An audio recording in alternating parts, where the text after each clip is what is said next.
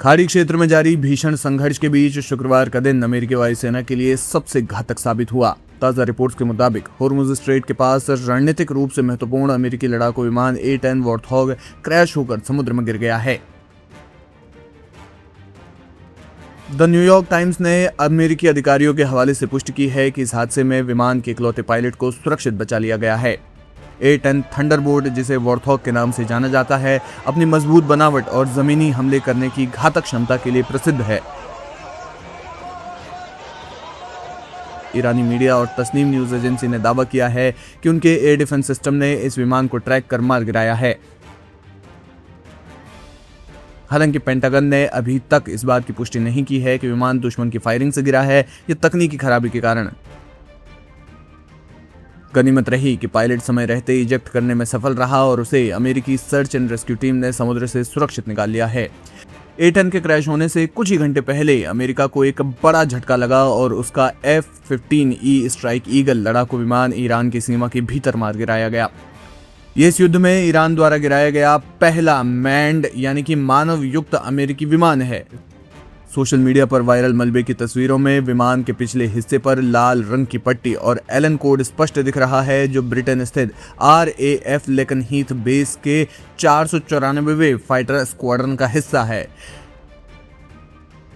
इस विमान में 2 क्रू मेंबर सवार थे। खबरों के मुताबिक एक सदस्य तो बचा लिया गया, लेकिन दूसरे की तलाश के लिए ईरान के पहाड़ी इलाकों में सघन तलाशी अभियान चलाया जा रहा है। इतना ही नहीं, ईरान ने एक और सनसनीखेज दावा किया है कि उसने अमेरिका के सबसे आधुनिक stealth fighter jet F-35 lightning II को भी मार गिराया है। ईरानी सेना के मुताबिक उसके नए स्वदेशी एयर डिफेंस सिस्टम ने मध्य ईरान के ऊपर एक F-35 को निशाना बनाया, जिससे उसमें जोरदार विस्फोट हुआ। हालांकि अमेरिकी रक्षा विशेषज्ञों का मानना है कि ईरान जिसे F-35 बता रहा है वो वास्तव में गिराया गया F-15E विमान हो सकता है। ईरान ने इसे अमेरिकी वायुसेना के लिए काला दिन बताया है, क्योंकि उसने दावा किया है कि ईरान की फोर्स ने 5 अमेरिकी एयरक्राफ्ट्स को शॉट कर दिया है, यानी गिरा दिया है। यह घटना अमेरिका के लिए किसी बुरे सपने से कम नहीं है। पिछले 5 हफ्तों से जारी इस जंग में अमेरिका ने कई विमान और ड्रोन खोए हैं। अब तक के कुल नुकसान की बात करें तो अमेरिका ने 17 MQ-9 रीपर ड्रोन खोए हैं। इसके अलावा 4 F-15E स्ट्राइक ईगल तबाह हुए हैं। इराक के पास एक फ्यूल टैंकर क्रैश हुआ, जिसमें 6 सैन्य कर्मी मारे गए। रेस्क्यू मिशन के दौरान 2 ब्लैक हॉक हेलीकॉप्टर भी ईरानी फायरिंग में क्षतिग्रस्त हुए हैं। व्हाइट हाउस की प्रेस सचिव कैरोलिन लेविट ने कहा कि राष्ट्रपति डोनाल्ड ट्रंप को लगातार हो रहे इन नुकसानों की जानकारी दे दी गई है। विशेषज्ञों का मानना है कि एक ही दिन में 2 विमानों का गिरना ये दर्शाता है कि ईरान के पास मौजूद बावर 373 जैसे आधुनिक रक्षा तंत्र अमेरिकी वायुसेना के लिए एक बड़ी चुनौती बन गए हैं। इस घटना के बाद खाड़ी क्षेत्र में तनाव और ज्यादा बढ़ गया है और जवाबी कार्रवाई की आशंका भी तेज हो गई है।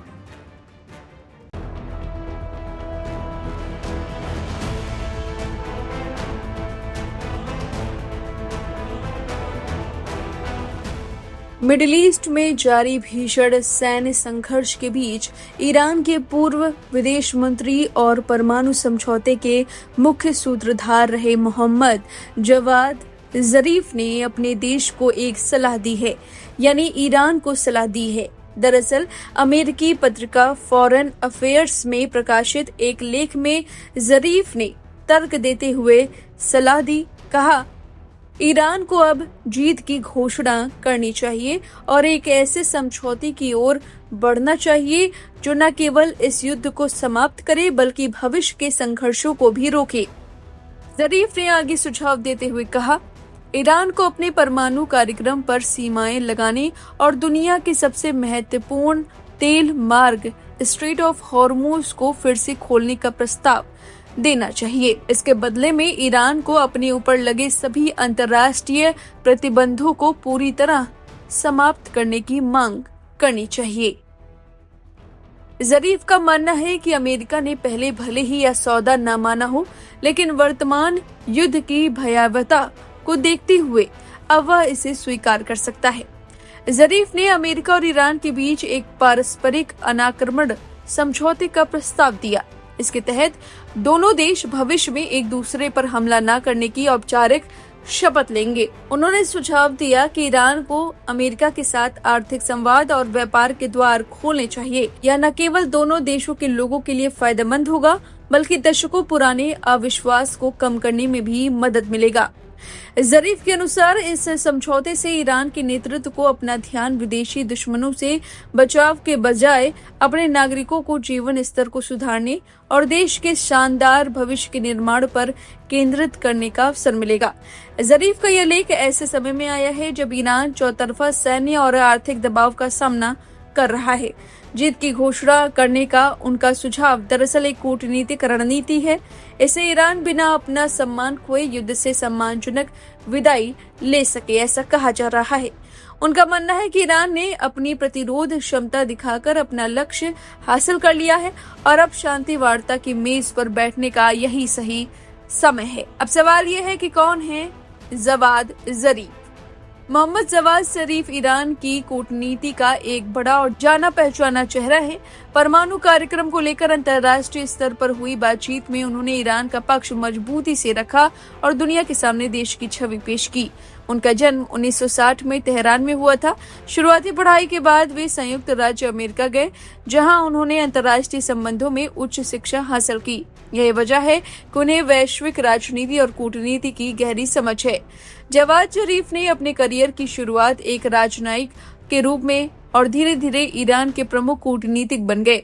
वे संयुक्त राष्ट्र में ईरान के स्थायी प्रतिनिधि भी रह चुके हैं, जहां उन्होंने कई अहम मुद्दों पर देश का पक्ष रखा। साल 2013 से साल 2021 तक वे ईरान के विदेश मंत्री रहे। इस दौरान उन्होंने दुनिया की बड़ी ताकतों के साथ बातचीत में अहम भूमिका निभाई। उन्हें सबसे ज्यादा पहचान 2015 के परमाणु समझौते से मिली। इस समझौते के तहत ईरान ने अपने परमाणु कार्यक्रम पर कुछ सीमाएं स्वीकार की। बदले में उस पर लगी कई अंतर्राष्ट्रीय प्रतिबंधों में राहत मिली। जवाद जरीफ को अक्सर ईरान का सॉफ्ट चेहरा कहा जाता है। वे टकराव के बजाय बातचीत और समझौते के जरिए समाधान निकालने में विश्वास रखते हैं। ईरान की राजनीति में जहां कई नेता सख्त रुख के लिए जाने जाते हैं, वहीं जरीफ संतुलित और व्यवहारिक सोच के कारण अलग पहचान रखते हैं। कुल मिलाकर मोहम्मद जवाद जरीफ एक ऐसे नेता हैं जिन्होंने अंतर्राष्ट्रीय मंच पर ईरान की छवि को संभालने और संवाद के जरिए समाधान खोजने में बड़ी भूमिका निभाई है। अब इनकी सलाह पर आपकी क्या राय है, कमेंट करके जरूर बताएं। हमारी अगली रिपोर्ट में देखिए मिडिल ईस्ट में क्या कुछ खास। Pero otra droga acá.